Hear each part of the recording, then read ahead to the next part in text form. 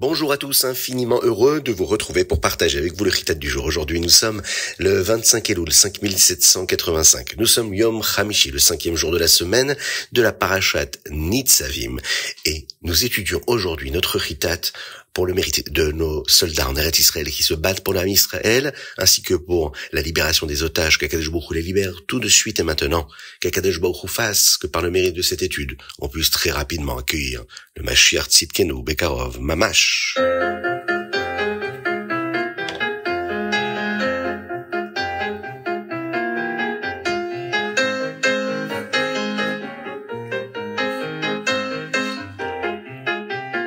Moshe Rabbeinu continue de parler au Ham Israël.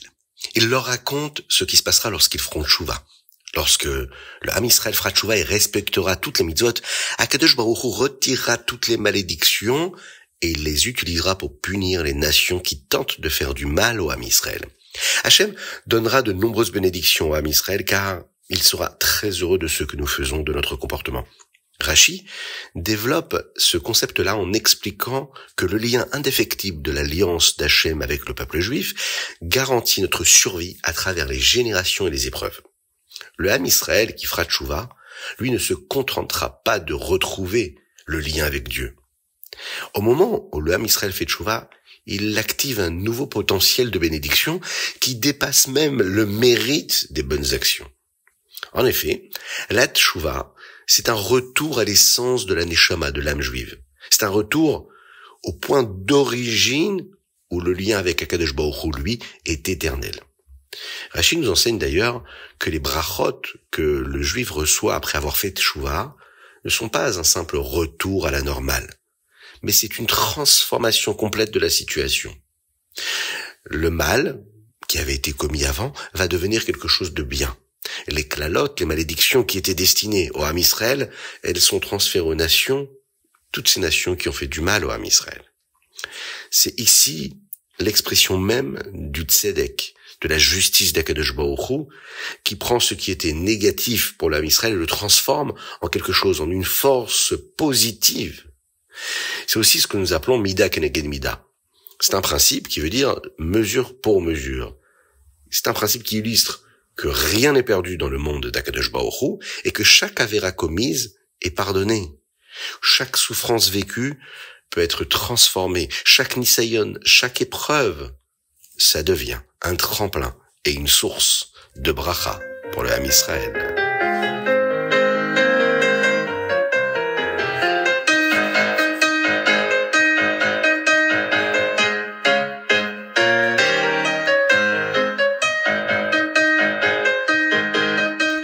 Aujourd'hui, nous lisons la première moitié du chapitre 119. Le chapitre Kuf Yutet est assez long, donc on le partage entre aujourd'hui et demain.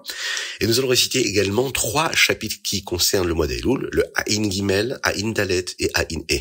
Le dernier verset du Teilim d'aujourd'hui, qui commence par la lettre Lamed, est le suivant. J'ai vu une fin à tout objectif, mais ta mitzvah est très vaste. Le Rabbi Shimon Zalman de l'Iyadi explique que les chol tichla est similaire au mot klot hanefesh. Cela signifie que la neshama désire ardemment se rapprocher d'Akadosh Baruch Hu, mais pour tous ces sentiments, il y a une limite. Il y a une limite à l'amour, il y a une limite à la proximité qu'une personne peut atteindre lorsqu'elle se base uniquement sur son désir. Le désir ne suffit pas. Il faut une mitzvah. Une mitzvah, c'est quelque chose d'infini. Rechava mitzvatecha meod. La mitzvah, elle est large, meod, elle n'a aucune limite. Elle nous connecte avec Akadosh Baruch Hu plus que toute autre chose. Nous ne pourrons voir à quel point nos mitzvot sont élevés que lorsque nous allons vivre la Triyat Amitim, la résurrection des morts au moment de la venue de Mashiach. Ce que l'on espère très rapidement, afin de chanter et danser avec tous nos proches, avec le Beth Amikdash reconstruit.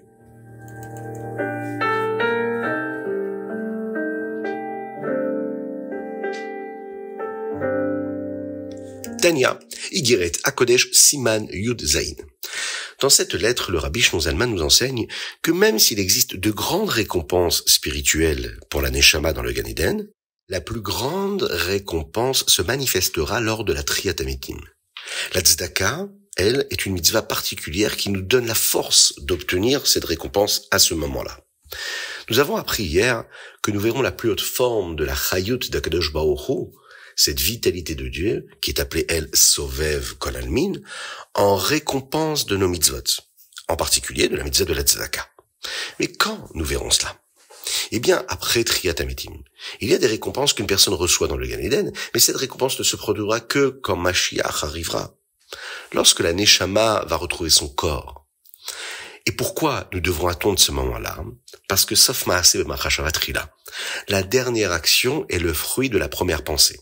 Comme lorsque nous construisons quelque chose, nous avons besoin d'un plan, nous avons besoin d'une maquette, d'une image, d'une idée. Ensuite, on va ouvrir le manuel d'instruction et commencer à construire. Le modèle commence à ressembler de plus en plus à l'image en fonction de la détermination et de la fidélité que nous avons aux instructions qui nous ont été données. Finalement, une fois qu'on a terminé, on l'a construit exactement comme on l'avait pensé, et donc la pensée, elle, se concrétise à la fin. En réalité, c'est ce que signifie ici Sof Maaseh B'Machashavah Trila. On y a d'abord pensé, et donc c'est ce que nous avons obtenu à la fin. C'est la même chose qui s'est passée lorsqu'Akadosh Baruch Hu a créé le monde. D'abord, il a pensé à quelque chose qu'il désirait, puis il a créé le monde. Et qu'est-ce qu'Hachem désirait? Hachem désirait une neshama dans un gouffre, une âme dans un corps dans ce monde. C'est pourquoi les êtres humains ont été créés en dernier, pendant les 6 jours de la création. Et c'est aussi la raison pour laquelle nous pourrons voir la chayut, la vitalité spéciale de Sovev Kol Almin, qui est infinie, uniquement au moment de la Triyat Ametim.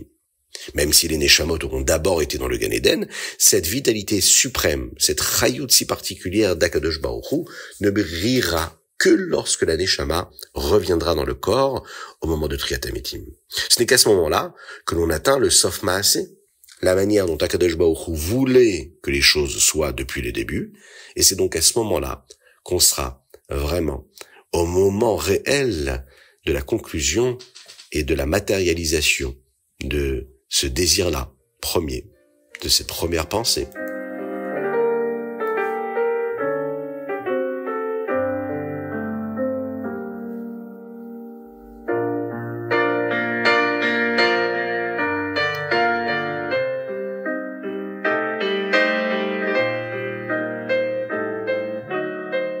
Hayom Yom, Chaf et Elul.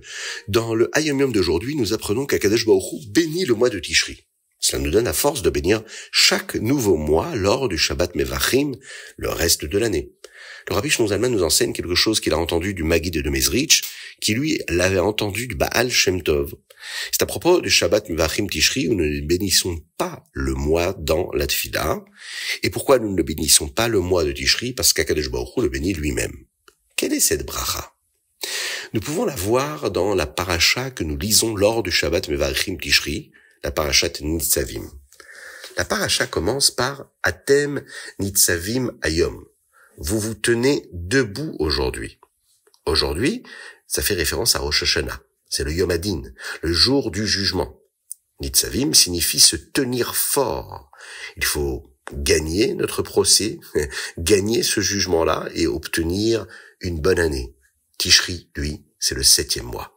Il est tellement rempli de brachot d'Akadosh Baruch Hu. Il nous donne la force de remplir le reste de l'année avec toutes les brachot d'Akadosh Baruch Hu. C'est dans ce mois de Tishri que nous allons puiser toutes les forces, toutes les bénédictions qui vont nous accompagner. C'est avec la force de ces bénédictions d'Akadosh Baruch Hu pour ce mois si spécial que nous sommes capables de bénir nous-mêmes tous les autres mois de l'année.